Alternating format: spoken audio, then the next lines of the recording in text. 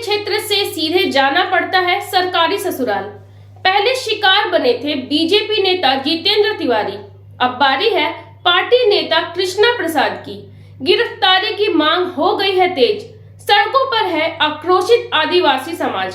यदि नहीं ली अग्रिम जमानत तो सरकारी मेहमान बनना है तय। यदि हुआ ऐसा कुछ तो उनकी होगी यह पहली जर्नी, यानी सर मुंडाते ही पड़ेंगे ओले। तो आज विवेचना कृष्णा प्रसाद के इसी प्रकरण की, क्योंकि राजनीति के जंग में पड़ गए हैं अकेले। आप जुड़ चुके हैं आर्थिक धारा से, अभिवादन स्वीकार करें स्मृति का। चैनल को कर ले सब्सक्राइब, लौट कर आगे बढ़ाते हैं इस चर्चा को।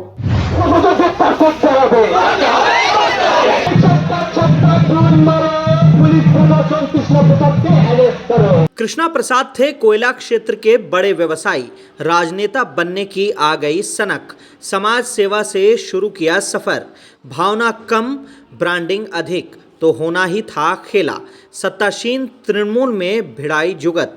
सलाह मिली पार्षद चुनाव लड़ने की। भरभरा कर टूटा सपना विधायकी का। साल 2020 में शामिल हो गए भाजपा में। नहीं मिलना था तो नहीं मिला चुनावी टिकट। चुनाव के बाद सीआईडी ने थमा दी नोटिस। कारोबार पर हो गया हमला। शटर गिर गया इनकम सोर्स का। अर्श से आ गए सीधे फर्श पर कृष्णा। तृणमूल नेताओं के पकड़े पैर। भाजपा से तोड़ दिया नाता, लेकिन पटरी पर नहीं लौटी जिंदगी और व्यवसाय। जमीन के धंधे में बना लिया सिंडिकेट, लेकिन अधिकतर थे कोयला के वैध और अवैध कारोबारी। नहीं चला यह धंधा भी। फिर आया विधानसभा का चुनाव। बदले की भावना से कूद पड़े मैदान में। पक्ष चुना भाजपा का फिर से। एटीएम समझकर खूब दोहन किया पार्टी नेताओं ने। 2-3 करोड़ गंवा कर आया होश। फंस गए नए माया जाल में। पार्टी में बन गया उनके खिलाफ माहौल। पल्ला झाड़ लिया बड़े नेताओं ने। नेताओं के मंच पर चढ़ने पर लग गई कृष्णा पर रोक। मरता आखिर क्या न करता। मजबूरी में राह पकड़ ली फिर समाज सेवा की। कंबल बांटना शुरू किया घूम घूम कर। केंद्र किया आसनसोल नॉर्थ विधानसभा क्षेत्र को। जितना बांटा कंबल, उससे अधिक कोसा मंत्री और सरकार को। यानी नाम समाज सेवा का, काम राजनीति का। तो हो गया पलटवार। वार्ड 13 के सालडांगा में किया कंबल वितरण।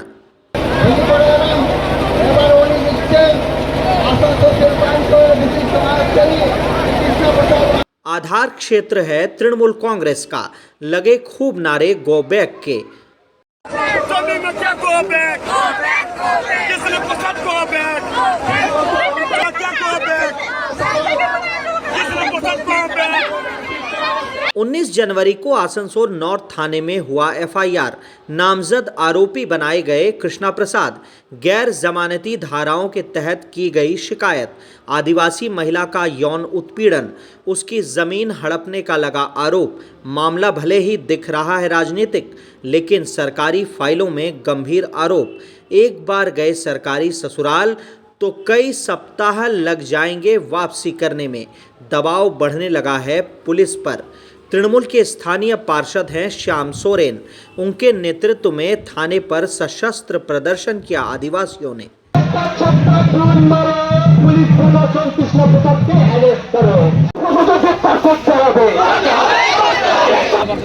मानव तथाकथित बीजेपी नेता जिन्हें बर्तमान তিনি নিজেকে বিজেপি নেতা পরিচয় দিচ্ছেন, তিনি বলেন আমি নাকি সমাজসেবী। যারা ঝান্ডা নিয়ে মানুষের ঘরে রাতের অন্ধকারে ভোরে সকালের ভোরে যারা বাড়ি বাড়ি পৌঁছায় তারা সমাজসেবী হতে পারে না। তারা আজকের দিনে আমাদের আদিবাসীদের যে সামাজিক ব্যবস্থা, সেই সামাজিক ব্যবস্থাকে লুণ্ঠন করার জন্য, সেই সামাজিক ব্যবস্থাকে শেষ করার জন্য তিনি যে রাস্তা অবলম্বন করেছেন, সেই রাস্তার অবলম্বন করার বিরুদ্ধে আজকে আমাদের এই আন্দোলন।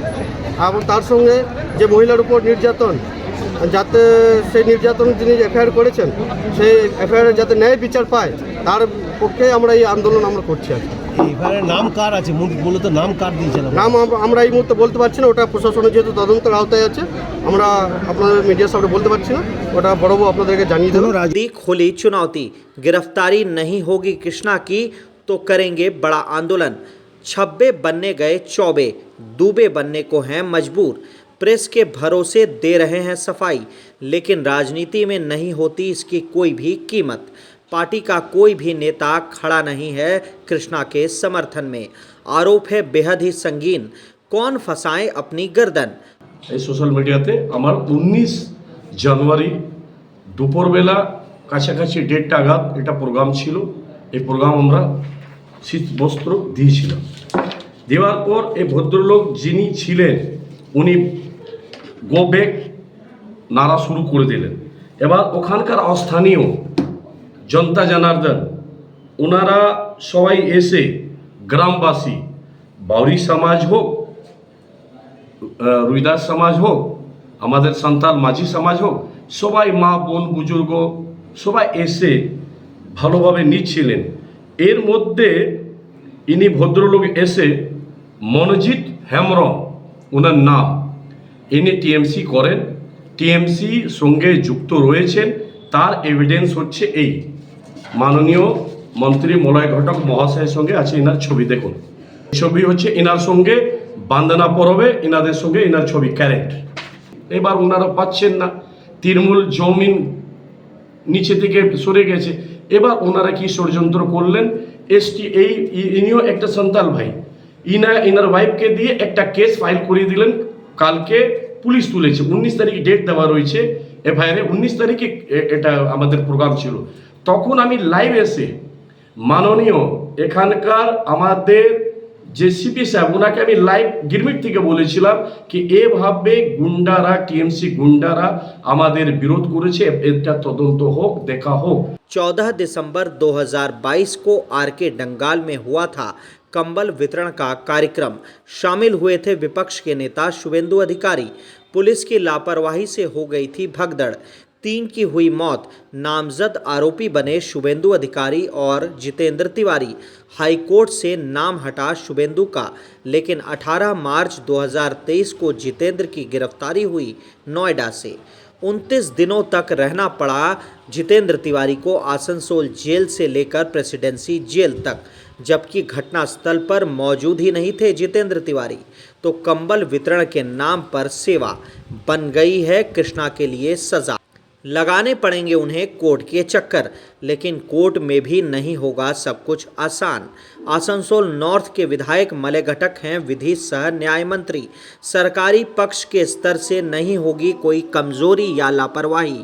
जितेंद्र तिवारी थे जिला कोर्ट के वकील, पूर्व मेयर तथा पूर्व विधायक, लेकिन राहत मिलने में लगे 1 महीने। तो कृष्णा प्रसाद के साथ होगा क्या? लोग पूछ रहे हैं एक ही सवाल, अब आपका क्या होगा जनाबे आली? हम तो ठहरे कृष्णा प्रसाद के शुभेच्छाओं में शामिल। पूरी सहानुभूति है उनके साथ। विधायक बने या ना बने, सरकारी दामाद बनना तो हो गया है तय। इस वीडियो में इतना ही। हर राजनीतिक अपडेट के लिए जुड़े रहे आर्थिक धारा के साथ, क्योंकि हम जुड़े हैं अपनी माटी अपनी थाती से। जो मिलेगा यहाँ वह नहीं मिलेगा कहीं और।